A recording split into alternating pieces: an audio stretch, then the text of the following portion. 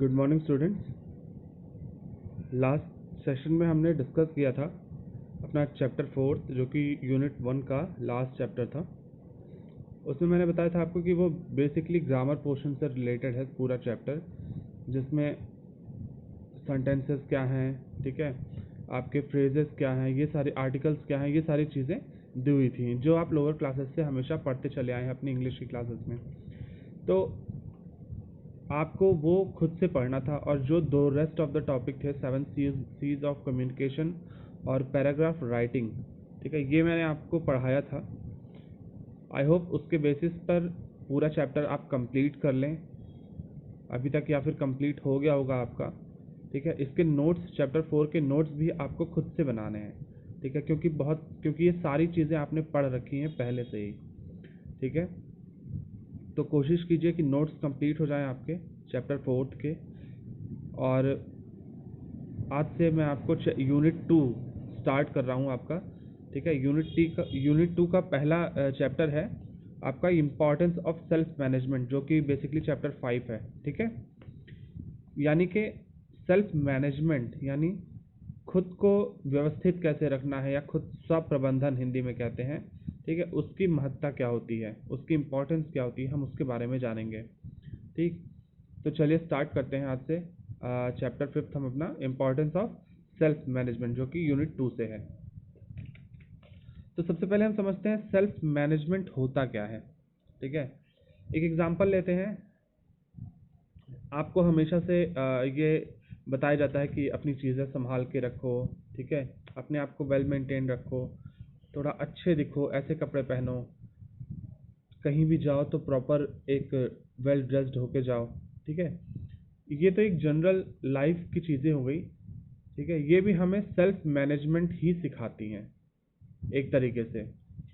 हमें हमेशा बताया जाता है कि आपकी क्या काम करने हैं, आपको क्या काम नहीं करने हैं, आपको एक डायरेक्शन आपको हमेशा दिया जाता है, ठीक है। और कभी फिर ऐसा हो जाता है कि आप धीरे धीरे धीरे धीरे वो काम सीखते सीखते खुद से अपनी चीज़ों को व्यवस्थित करने लगते हैं, अपने आप को अच्छे से मैनेज करने लगते हैं, अपनी चीज़ों को अच्छे से मैनेज करने लगते हैं।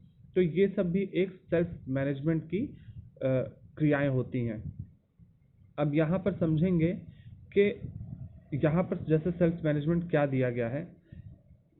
जैसे self management is managing yourself to achieve the predetermined task or goals that you have set for yourself by regulating your actions, organizing your time and being accountable for your decisions, ठीक है। यानी कि स्वप्रबंधन क्या होता है कि अपनी क्रियाओं को नियमित रूप से करते रहना, ठीक है, अपने समय को व्यवस्थित करना, अपने समय को व्यवस्थित करते हुए चलना, अपने डिसीजंस की रिस्पॉन्सिबिलिटी, अपने डिसीजंस की जिम्मेदारी, जवाबदेही स्वयं होना, ठीक है, स्वयं करना। और ये सब क्या है, ये सब आपके जो आपने गोल्स पहले से निर्धारित कर रखे हैं उसकी प्राप्ति के लिए, उस गोल की अचीवमेंट के लिए खुद को प्रबंधित करना या खुद को मैनेज करना ही सेल्फ मैनेजमेंट कहलाता है, ठीक है। यानी कि आपने एक गोल डिसाइड किया, अब आपने ये डिसाइड करना है कि आपको उस गोल को अचीव करने के लिए क्या क्या चीज़ें करनी है, किस वे में करनी है, कितना टाइम लगेगा, किस टाइम हम अपने टाइम को किस तरह से मैनेज करें, ये सारी चीज़ें हमें सेल्फ मैनेजमेंट सिखाती हैं। अब जैसे आपने देखा होगा कि आपके घर में आपकी मदर्स पूरे घर को समेट कर रखती हैं, पूरे घर को बड़े अच्छे से चलाती हैं, ठीक है, इसलिए उन्हें हाउस वाइफ भी कहते हैं। वो पूरे घर को अच्छे से चलाती हैं, उन्हें पता होता है कि कौन सा काम उन्हें कितने टाइम में ख़त्म करना है। आप सुबह आपके उठने से पहले वो उठ जाते हैं, वो अपना सारा काम ख़त्म कर लेते हैं, आपको स्कूल भेजने से पहले ही आपका टिफ़िन तैयार कर देते हैं। उन्हें पता होता है कि आपको किस टाइम स्कूल जाना है, आप और उससे पहले ही वो अपना सारा काम निपटा कर आपको टाइम से स्कूल भेजने के लिए तैयार कर देती हैं। तो ये सब क्या होता है, ये भी एक तरीके से सेल्फ मैनेजमेंट आता है। वो उन्होंने खुद को उस तरह से ढाल रखा है कि उनके सारे काम एक टाइम में हो जाएं, जो भी काम उन्होंने रखे हैं, ठीक है, जो भी काम उन्होंने करने हैं वो सारे काम का टाइम से ख़त्म हो जाए, सारे काम प्रॉपर तरीके से हों, कौन सा काम किस समय करना है, कौन सा काम कितने समय में करना है, ये सारी चीज़ें उन्हें पता होती हैं। तो ये आपका कहलाता है self management. As a student के तौर पर अगर हम एग्जांपल लें तो सेल्फ मैनेजमेंट क्या है, जो हमारे जो स्टूडेंट्स होते हैं उन्हें स्कूल में बेहतर प्रदर्शन करने में काफ़ी हेल्प करता है। ठीक है, अपराधी व्यवहार यानी कि उन्हें एग्रेसिव नहीं बनाता है। उनके जो क्या कहते हैं अनइम्पॉर्टेंट वर्क होते हैं उनको रिड्यूस करता है, उनको कुछ अपराध करने से रोकता है अगर वो अच्छे इन्वायरमेंट में है, अपने आप में सेल्फ मैनेज्ड है, और काफ़ी बेहतर प्रदर्शन करने के लिए इनकरेज करता है, काफ़ी बेहतर प्रदर्शन करने में सहायता करता है। यहाँ पर एक फिगर दिया हुआ है, ये फिगर मैं आपको एक्सप्लेन करता हूँ कि यहाँ देखिए सेल्फ मैनेजमेंट है, ये क्या क्या काम करता है। जैसे एक साइकिल के तौर पर सेल्फ मैनेजमेंट की 4 चीज़ें काम कर रही हैं यहाँ पर। जैसे ऑर्गेनाइजिंग यानी कि संगठित करना, खुद को संगठित करना। ठीक है, डायरेक्टिंग यानी कि खुद को एक दिशा निर्देश देना, किस तरह से हमें काम करना है, किस तरह से नहीं करना है। कंट्रोलिंग यानी कि कुछ चीज़ों को हमें कंट्रोल करके किस तरह से चलना है, फिर चाहे वो कोई भी चीज़ें हों जो आपके गोल्स को अचीव करने में आपकी सहायता करने वाली हों। और प्लानिंग यानी इन सारी चीज़ों को आप किस तरह से प्लान करोगे, अपने गोल को अचीव करने के लिए आपको क्या क्या करना है, ये सारी चीज़ें किस तरह से प्लान करोगे। तो ये आपके सेल्फ मैनेजमेंट के बहुत ही इम्पॉर्टेंट थिंग्स होते हैं। ठीक है, इम्पॉर्टेंट एस्पेक्ट्स होते हैं। तो अब देखते हैं कि यहाँ पर नेक्स्ट है हमारा सेल्फ मैनेजमेंट स्किल्स। ठीक है, सेल्फ मैनेजमेंट स्किल में 3 टाइप के स्किल्स यहाँ पर दिए हुए हैं वैसे। Initiative, organisation and accountability. ठीक है, यानी कि इनिशिएटिव मतलब कि किसी काम के लिए पहल करना, ऑर्गेनाइजेशन मतलब कि एक संगठित तरीके से काम करना, और अकाउंटेबिलिटी जो भी काम आप कर रहे हो उसकी जवाबदेही यानी उसके रिस्पॉन्सिबिलिटी स्वयं लेना।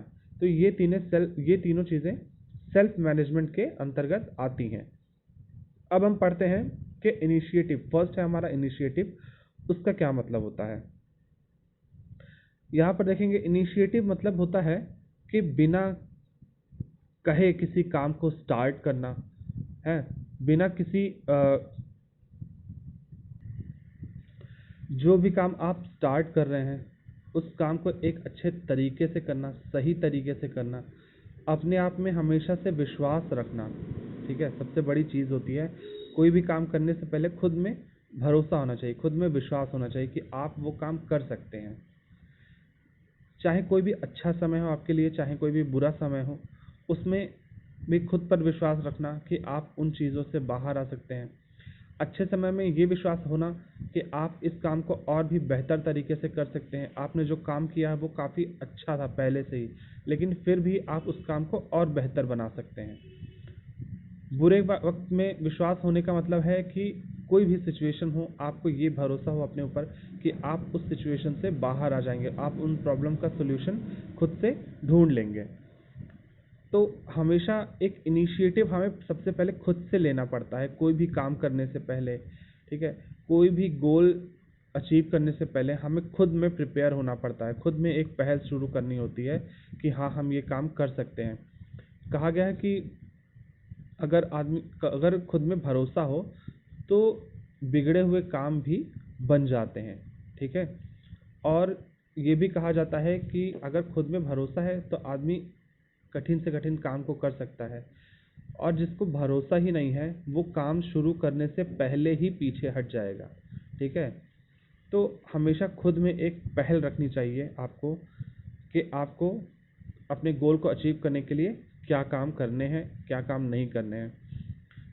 एज एग्जाम्पल लेते हैं कि as a student what should be your responsibilities. ठीक है, आपकी रिस्पॉन्सिबिलिटीज़ क्या होनी चाहिए एक स्टूडेंट के तौर पर। आप स्कूल के इन्वायरमेंट में जाते हैं, आपको अच्छे से पढ़ना है, अच्छे टारगेट अचीव करने हैं आपको अपने टीचर्स के रिस्पेक्ट करनी है, अपने पेरेंट्स के रिस्पेक्ट करनी है, अपने स्कूल का इन्वायरमेंट साफ़ सुथरा रखना है। ठीक है, जो भी बुलिंग होते हैं, आपको अनुशासन में रहना, आपको डिसिप्लिन में रहना है, आपको इन्वायरमेंट हमेशा क्लीन रखना है। और अगर जहाँ भी कोई समस्या आ रही है, कोई इश्यूज़ आ रहे हैं, तो उन्हें अपने टीचर्स या अपने अथॉरिटीज़ के पास पहुँचाना, उन्हें उन्हें इनके बारे में इन्फॉर्म करना है। ठीक है, ये सारे एज अ स्टूडेंट आपके कह सकते हैं कि आपकी रिस्पॉन्सिबिलिटीज़ होनी चाहिए। तो ये जब आप, क्योंकि स्टूडेंट लाइफ आपके करियर का, आपकी लाइफ का सबसे पहला स्टेप माना जाता है। ठीक है, तो इस वजह से जब आप वहाँ पर रिस्पॉन्सिबिलिटी लेंगे तो फिर आप आगे अपनी लाइफ में भी सक्सेसफुल होंगे।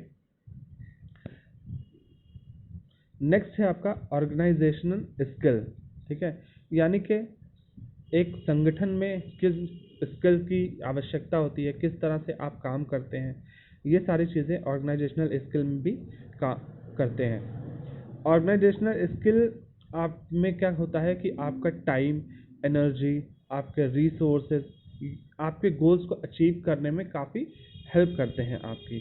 आप अपना टाइम किस तरह से यूज़ कर रहे हो अपने ऑर्गेनाइजेशन में, किस तरह से आप अपने काम को कर रहे हो इफ़ेक्टिवली, किस तरह से आप अपने काम को एक प्रोडक्टिव वे में कर रहे हो या बना रहे हो। ठीक है, ये सारी चीज़ें आपके ऑर्गेनाइजेशनल स्किल में काफ़ी हेल्प करती हैं।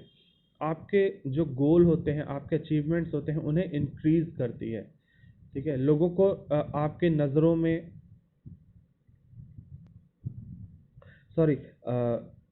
लोगों की नज़रों में आपको काफ़ी इम्पॉर्टेंट बनाती है। अगर आप कोई भी काम अपना एक मैनेज वे में कर रहे हैं तो लोग आपका एग्जाम्पल सेट करते हैं आपको कोई भी काम करने में।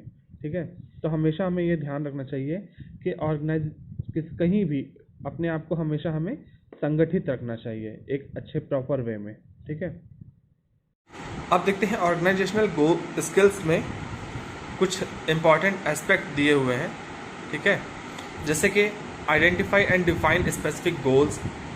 हमारे स्पेसिफिक गोल्स को हम किस तरह से पहले डिफ़ाइन करें, किस तरह से आइडेंटिफाई करें, फिर उसे कंप्लीट करने के लिए हमें किस तरह से डिफ़ाइन करना पड़ेगा। Break down goals into smaller task, यानी कि जो बड़े अचीवमेंट हमें प्राप्त करने होते हैं, जो बड़े गोल्स हमने सेट कर रखे होते हैं, उसको स्टेप बाय स्टेप एक छोटे छोटे टास्क में कैसे डिवाइड करते हैं और किस तरह से हम उनके थ्रू अपना अचीवमेंट, अपना गोल अचीव करते हैं। नेक्स्ट है जैसे टाइम मैनेजमेंट। हमें कोई भी गोल अचीव करने के लिए अपना टाइम मैनेज किस तरह से करना चाहिए, किस तरह से हमें टाइम मैनेजमेंट करना चाहिए, किस तरह से किसी एक टास्क को टाइम स्लॉट देना चाहिए। ठीक है, ये सारी चीज़ें इसमें दी गई हैं। तो चलिए यहाँ पर देखते हैं। Identify and define specific goals, यानी कि to achieve a goal it is important to clearly define your goal. यानी कि किसी भी लक्ष्य को प्राप्त करने के लिए उस गोल को डिफाइन करना, यानी उस गोल को निर्धारित करना, उसे किस तरह से करना है, हमारे दिमाग में, हमारे मस्तिष्क में ये चीज़ें बहुत ही क्लियर होनी चाहिए। ठीक है, your goal is to have a holistic growth which encompasses intellectual, physical, artistic, emotional, creative and social development. यानी कि जो आपका लक्ष्य होता है, जो आपका मीन्स टारगेट जो आप सेट कर रहे होते हैं, हमेशा उसके थ्रू हम अपना एक पूरा समग्र विकास कर सकते हैं। क्योंकि उसमें क्या होता है, उसमें हमारा बौद्धिक स्तर अच्छा होता है, शारीरिक स्तर अच्छा होता है, हमारी क्रिएटिविटी आती है, उसमें हमारे इमोशंस जुड़े होते हैं, हमारी भावनात्मकता बढ़ती है, रचनात्मक विकास होता है और सामाजिक विकास हमारा होता है उस गोल के थ्रू।